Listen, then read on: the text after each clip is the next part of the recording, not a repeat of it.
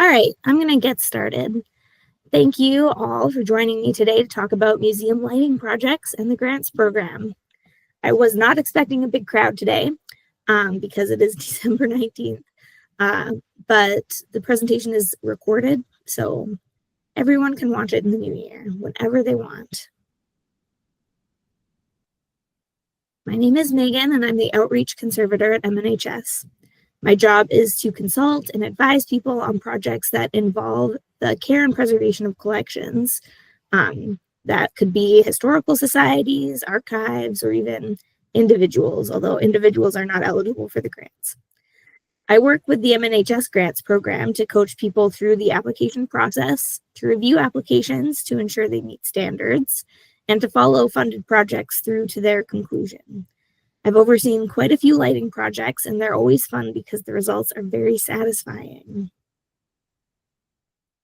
This is an overview of what I'm going to talk about. We're going to start with what are some reasons to start a lighting project. Then I'll talk a bit about what's appropriate for a collection and a collection that you're trying to both display and preserve, which is a key part of this kind of work. I'll talk through the most common starting points for grants, which is a structured grant for a lighting evaluation. And I'll cover some of the different requirements for properties that are listed on the National Register. And afterwards, I'll talk about what's involved in getting a grant to implement the plan that you've come up with and how to get bids, general tips and tricks for your application, and that kind of good stuff. So let's get started. Is it time for new lighting?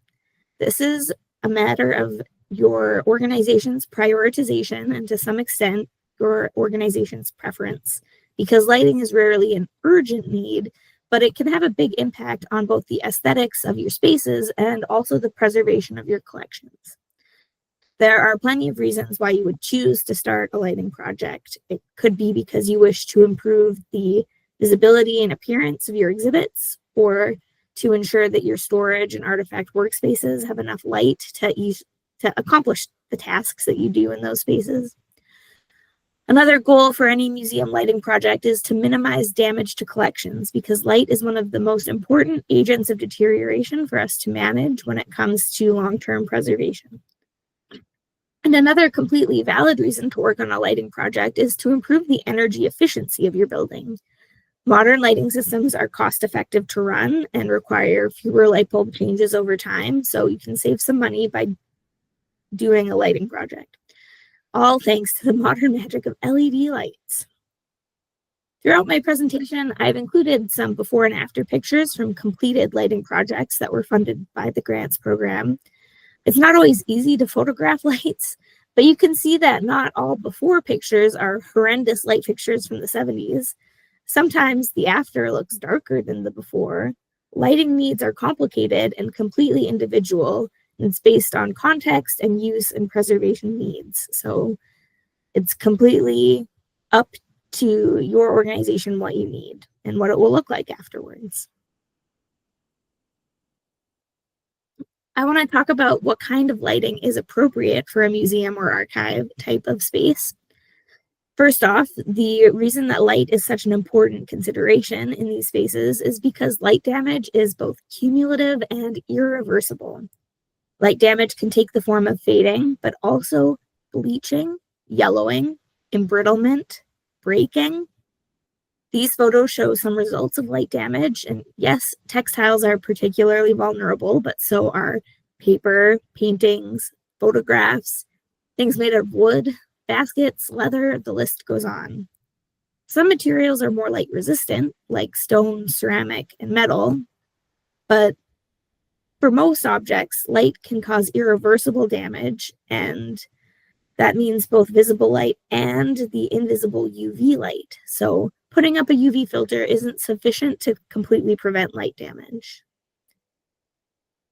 When you're working on a grant project for museum lighting, your plans must be appropriate for the long-term preservation of the collections.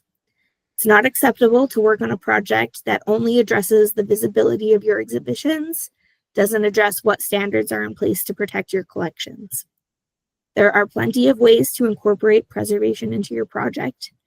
One aspect to consider is removing or significantly reducing the amount of UV or ultraviolet light, which is an invisible portion of the light spectrum. UV light doesn't help us see, and it can cause a lot of damage to our collections, so the ideal course of action is to completely eliminate it, which can be done by using the right kind of light bulbs and also blocking or filtering light that comes in from windows. When it comes to light bulbs, this is probably the main reason why LEDs are preferable in museums over incandescent or fluorescent lights. LED lights typically exclude UV and IR radiation and only produce visible light. IR radiation is also invisible, but we can mostly sense it because it makes things hot. That's one reason why incandescent lights are so hot, is because they produce a lot of IR. So since preservation and meeting these standards are so important for light projects through the grants program, let's talk some more about what the standards actually are. I'm going to talk about some numbers and maybe even do a little bit of math, but it's not very intimidating.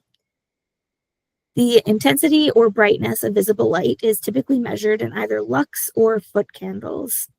These two measurements have an easy relationship to remember. 1 foot candle is equal to approximately 10 lux. So if I say something is 50 lux, that's basically the same as if your lighting designer said 5 foot candles. I like to use lux, so that's what I'll talk about. There's a traditional rule-based approach to preservation lighting, which can be summed up with a few numbers listed here. Lighting should be capped at 50 lux for high sensitivity items like textiles, paper, and photographs. For medium sensitivity items like oil paintings and wood furniture, the number is around 150 lux. And for low sensitivity items such as stone or metal, the number is around 300 lux. And that is mostly to avoid big contrasts from bright areas to dark areas, because that will make dark areas feel much darker. So your lighting designer should not only be considering the light levels appropriate for the collection, but also transitions and making sure the audience's eyes have time to adjust from, being outside where it's really bright to being in a low light museum space. The traditional rule-based approach isn't the only approach. There's absolutely some flexibility when it comes to lighting design and the grants. Some things that you and your lighting designer should be taking into consideration include how often your museum is open. If you're only open 2 days a week and the exhibits are kept in the dark the rest of the time, then you don't necessarily have to be quite as strict about how bright the lights are. If you have plans for regular rotations of the exhibits to prevent light damage, that is absolutely something that you should be considering. And it's also something that can let you have more flexibility with the light levels in an exhibit space. Because light damage is cumulative, it adds up over time. The numbers are designed to minimize the overall light damage over the course of, years. So if you're minimizing the course of time that things are being lit, the numbers can be a little bit higher. Another consideration is the sensitivity of the collection. If you're displaying a fashion exhibit, that's very different from like a pottery exhibit when it comes to what's acceptable for your light. So that should be part of the planning process. Another consideration is your audience. Typically, seniors need higher light brightness numbers to be able to see exhibits in the same detail as younger audiences. The collection is something with a lot of really fine, small detail that people will want to study, then higher light levels are necessary for people to be able to see it. And, like a library or workroom space where people are working is going to need to have brighter lights so that work can be done easily rather than an exhibit space where the light should be darker. Some other factors that your lighting designer will bring into your project are things like the color rendering index, or CRI, which measures your ability to see color. The recommended value in a museum space is 85 or higher. So with a high CRI, you're able to see things more like how they look outside in the sunlight, basically. Another measurement is correlated color temperature, which is whether the light is cool or warm.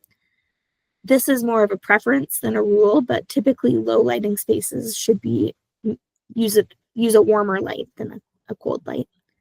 You don't want your museum to feel like a hospital. All right.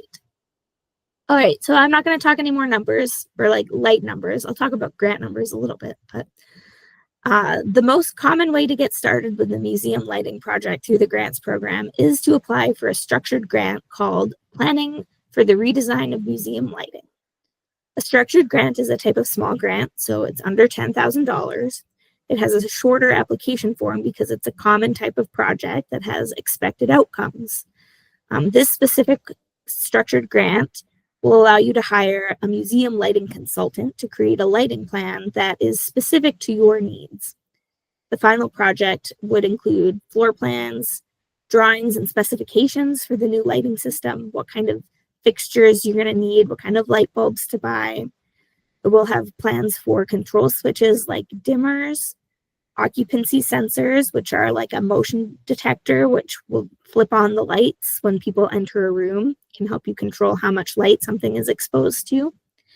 And also any light reducing window treatments that are needed to block light coming in from outside. The final product of your structured grant should include enough information to show that the designer has understood and planned for the museum standards that I just described. When you apply for this structured grant, the most important thing to keep in mind is the required document, which is necessary for your application to be approved. And that is photographs of your existing conditions, much like the before photograph shown on this slide. I'm going to quickly talk about the difference between museums and historic properties when it comes to this specific kind of grant. When I say historic properties, I specifically mean properties that are listed on the National Register of Historic Places or are eligible for the National Register. And the grants program at MNHS treats these as two separate types of project. So the approach to a museum lighting project is going to depend on whether your museum is on the National Register or not. The structured grant I just described is specifically for museums that are not historic properties. Obviously, it is possible for museums to be located inside of historic properties. They're not mutually exclusive categories, they overlap. So how do we approach historic properties that are also museums? This presentation only talks about the requirements for museum lighting projects, not lighting inside historic properties that aren't used as museums or collection spaces. You can do lighting projects inside historic properties that aren't museums, but I don't review those projects, so I don't have good advice for you about them. The next part of my presentation will talk about the overlap area in the middle between museums and historic properties. If you're working with a space that is on the National Register, the structured grant is probably not the best way to go. Instead, you should start by hiring a historic architect who would also contract out with a lighting designer and work together to ensure the design meets both museum standards and also the Secretary of the Interior standards for historic preservation. You can jump right into planning and construction documents, but if you don't have a conditions assessment or a historic structures report, those are ideal places to start and can include an assessment of the museum lighting, in addition to covering other building needs like structural issues, water ingress, etc., so you can prioritize projects effectively. If you're going to focus exclusively on museum lighting and you already have a conditions assessment, you're still welcome to split the project into an evaluation phase and a construction drawings phase, but it's not required by any means. The first project could be like a planning and construction documents for museum lighting. And it could be a small grant or a large grant, but it's not going to be a structured grant like the other version of the grant. So you have to fill out the full small or large grant application form. The required documents for this initial project would be a copy of your National Register paperwork and photographs of the building in its entirety, including the areas of interest.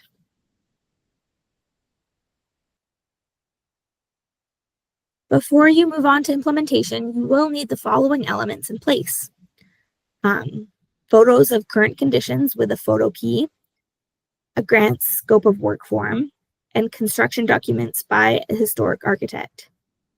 One small caveat here is that if the work doesn't affect the historic structure in any way, you may be able to proceed with floor plans rather than full construction documents by a historic architect.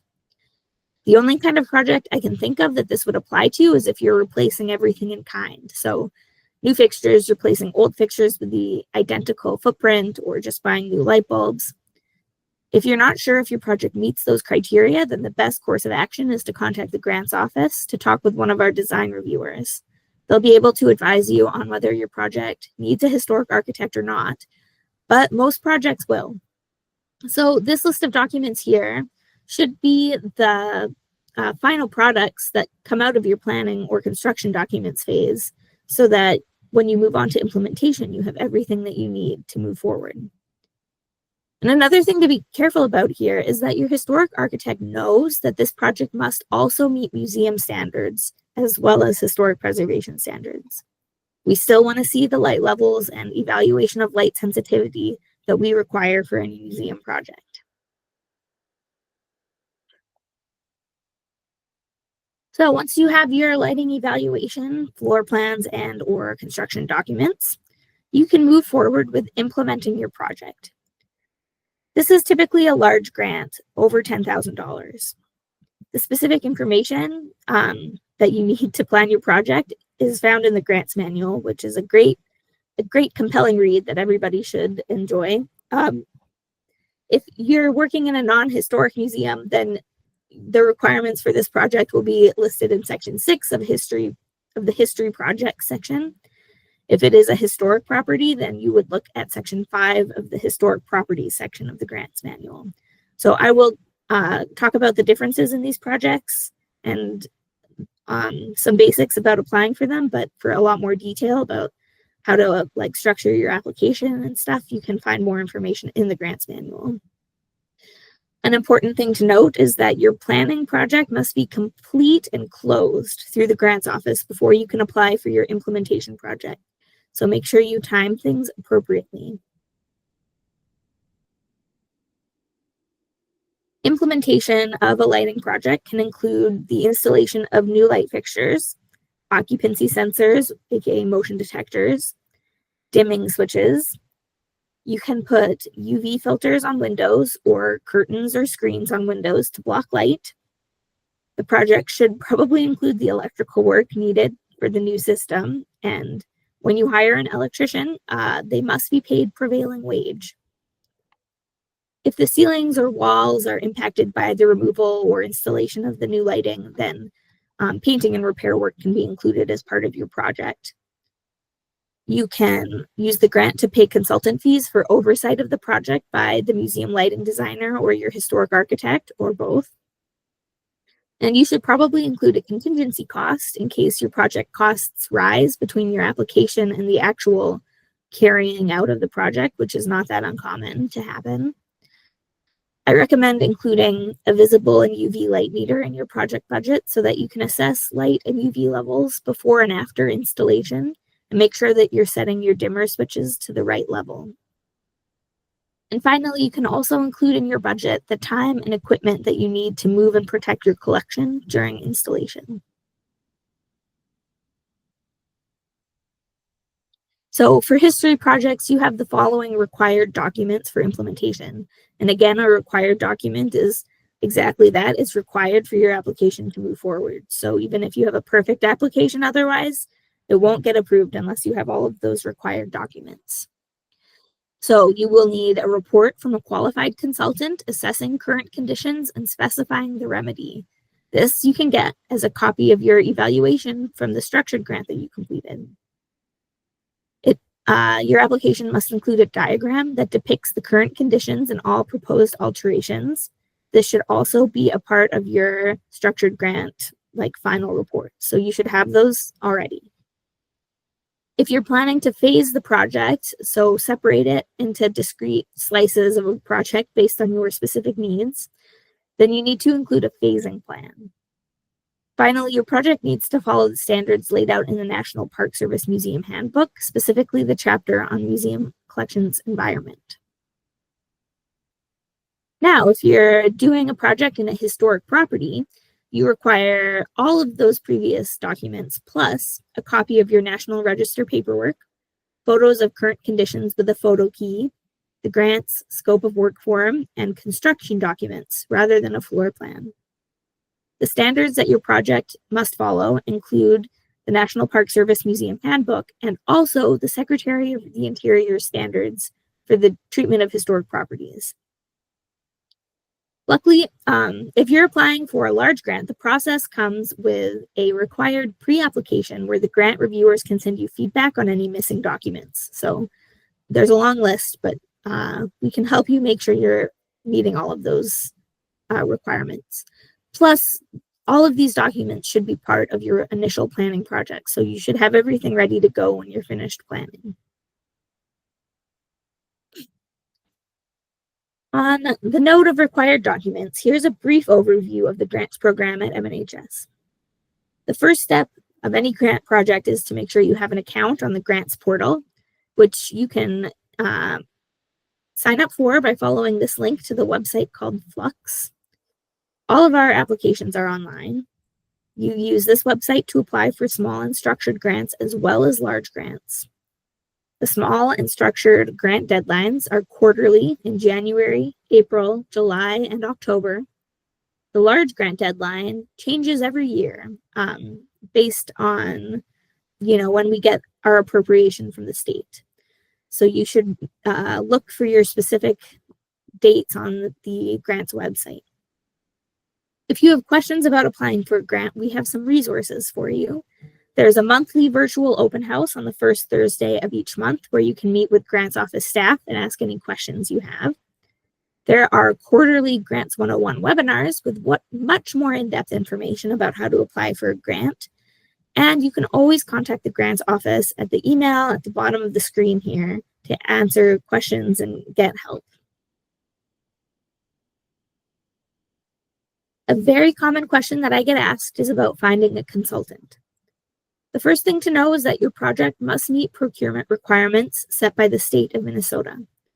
For projects under $10,000, this means you must reach out to at least 3 possible consultants to get a bid for the project. That doesn't necessarily mean you have to have 3 bids, just that you have made contact with 3 possible consultants. Ideally, you'll end up with more than 1 bid to choose between, but 1 is all you really need to move forward with your project. And you aren't required to choose the lowest cost proposal, but just the one that works best for your organization. For large grants, the requirement is typically going to be a formal notice and bidding process, so like an RFP. You can read more about the procurement requirements in the grants manual in Appendix I on page 126. To find a consultant, we have a handy resource called the Preservation Specialists Directory. Here you can search by specialty type, so I've highlighted a search for museum lighting consultants, but there's also a category there for historic architects if that's your need. Here's where you can find a list of potential consultants to contact. It's not a vetted or approved list, it's just a resource where local contractors can share their contact information with you. So you have to still do the legwork to make sure that they're qualified and meet your needs. Typically, the kind of specialist you're looking for the evaluation phase is a museum lighting specialist, not just any old lighting shop or electrician. They won't be able to plan your lighting project to meet the standards of the grants program because the museum standards are very specific. I admit that it's a very small pool to choose from locally for museum lighting specialists, but it is also a very specialized form of expertise. When it comes to installation of the lighting, then you can hire someone from your local shop to do the actual construction work. Some more tips and tricks for your application.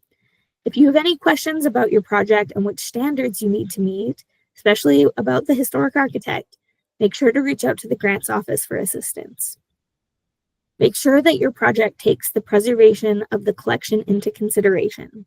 It's one of the most fundamental aspects of this project, and it must be clearly documented throughout the work. So you'll want to work with your consultant to ensure that the evaluation and design phase of the project includes, both the design of the light fixtures and also an evaluation of the current light and UV levels, the impact of natural light, and exposure time on the collection.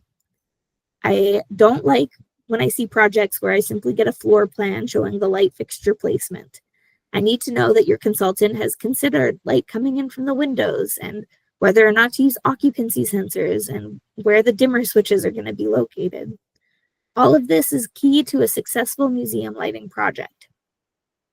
For your application, a common pitfall that I see is forgetting to include required documents.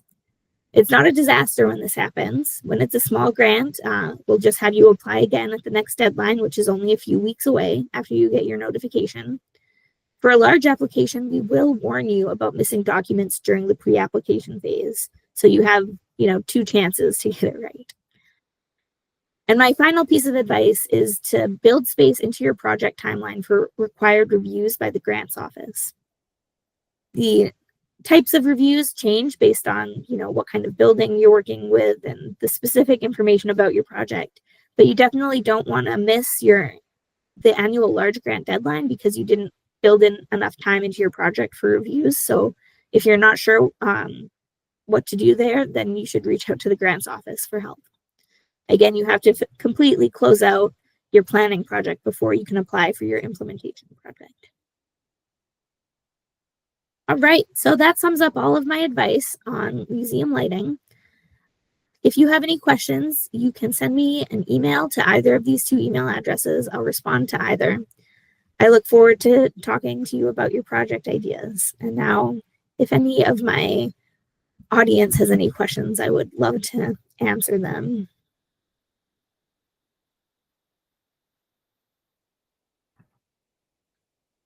Yeah, I was just gonna.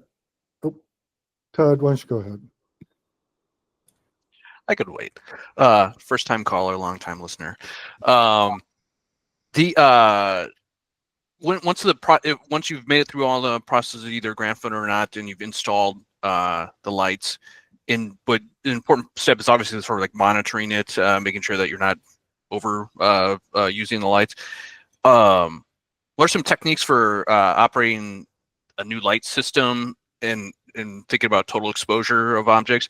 This can be done through technology? Is it mostly sort of just monitoring the number of hours and knowing how high the lights are turned on, or are there affordable ways to just put a monitor out there that tells you turn the lights off in an hour? Yeah, I don't know any technology that would tell you when to turn your lights on and off, but there are types of environmental monitors that measure light in addition to temperature and relative humidity, which is definitely something that you could incorporate into your project. Again, I definitely recommend including a light meter because usually museum lights are going to be on a dimmer switch so that you can set the light at the right setting. And often people are going to mess around with your dimming switch setting. So it's helpful to have the light meter so that you can check what the light levels are, and then also helpful to use a little Sharpie or a piece of tape to mark where the dimmer switch should be set at for your museum. Yeah. Thanks. And then since the design reviewers are here, I just wonder if either of you can think of any, any museum lighting projects that have been happening in a National Register listed building that didn't you remember where any issues came up? What are the sorts of issues that the applicant can think about if they're doing a project in a historic house? Okay, I'll start.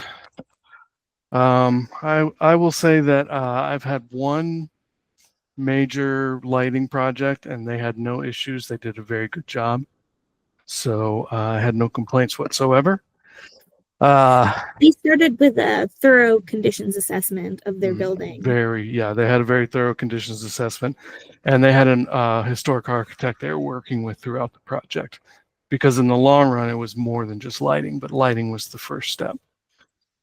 When it when it comes to trying to decide if you're damaging the historic integrity of your building. You have to consider the amount of historic fabric you're going to damage in the process of whatever work you're doing. If you're taking out large chunks of plaster or wood, these are situations where you need to think, maybe an architect can help us minimize some of this damage. I don't know. I don't have anything else to add unless Todd is asking me directly. It's a switch question. But I can think of a project that was a museum exhibit project where they were funding through the grant program and an exhibit plan, which was going to sort of produce a document that has like what objects are selected and some graphic things and stuff like that. But it was being put into a National Register space that hadn't hosted an exhibit before, so they were thinking about lighting, and so they were incorporating some light planning into that piece too. And I know like when we did a site visit with them that happened to be virtual, but we were talking with them and they were talking about how they were going to be using affixing the lights to the structural beams, but with clamp features and not non-permanent sorts of things like nuts and bolts and that type of thing. Yeah, and that's definitely we like, if you have to do something temporarily or that it's going to be temporary, you want something that will not leave big holes when you're done. And even things that you intend to be permanent, eventually technology is going to change and you're going to end up replacing them. So it's for the best in general to have it as reversible, as the term we use, as reversible as possible.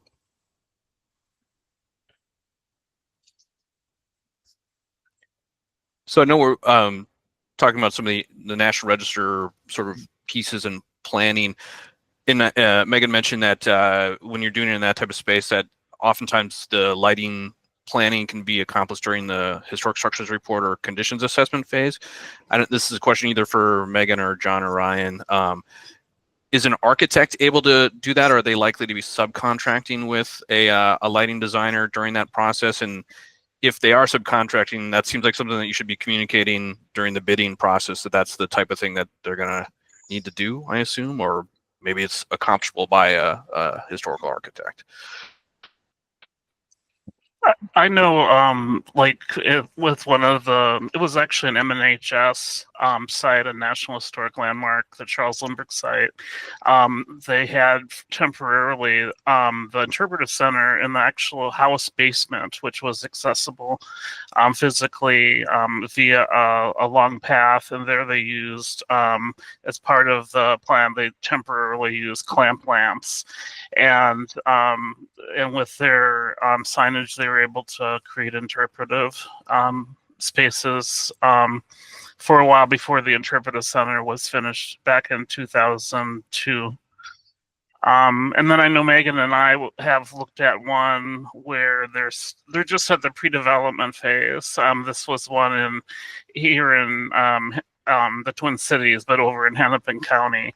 And, we were looking carefully at what was going to be impacted with those National Register eligible features. And it was great that Megan was also on it with me because she, understood the conservation aspects of the project.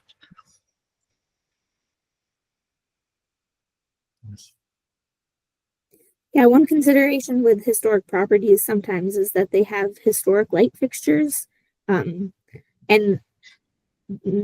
we don't want them to remove their historic light fixtures if it's an important part of the history of the space, but you can often change the wiring to be modern and use modern light bulbs and stuff, and add lights as well to make sure you're lighting something evenly and brightly.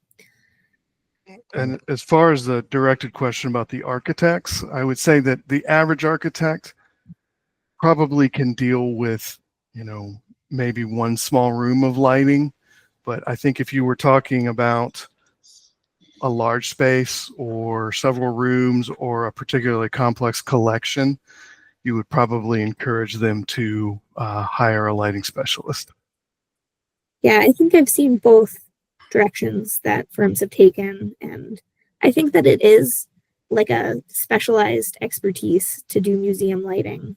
So if it's for a museum display, especially, it's great if they can hire that specialist to do it. Yeah, I But can if take a you're look on lighting the. like a storage room or something, then it's not necessarily quite as impactful. I think of like from the preservation specialist directory of one pretty large architectural firm that is listed on there, but they've got a lot of people, so with a lot of Mhm. expertise.